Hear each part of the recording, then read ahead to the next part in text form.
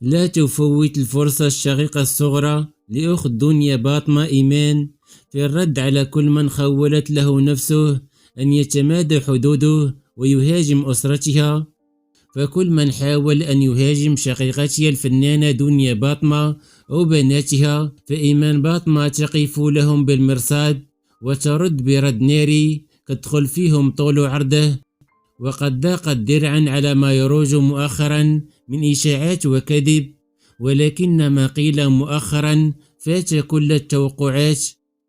فبعدما توجهت أنظار الناشرين الإشاعات بكل جرأة للطفلة الصغيرة البريئة ليلى روز، قالوا عنها ما لا يحمد عقباه بدون دليل ولا حجة، فقط لغاية خبيثة في نفوسهم، إشاعة مغرضة بكل ما تحمله من كلمة من معنى. لم تهز من دنيا باطمة شعرة واحدة لأنها لم ترد عليهم،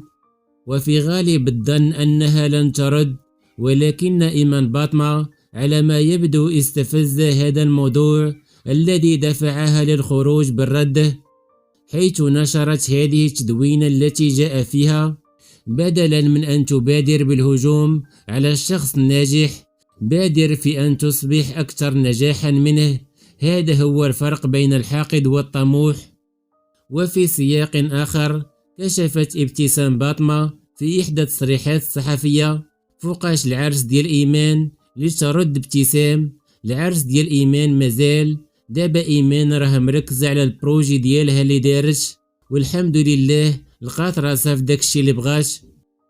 والعرس ديالها إن شاء الله غيكون قريب، راه غير كيوجدوا ليه، ولكن على خاطرهم كيوجدوا غير بشوية عليم.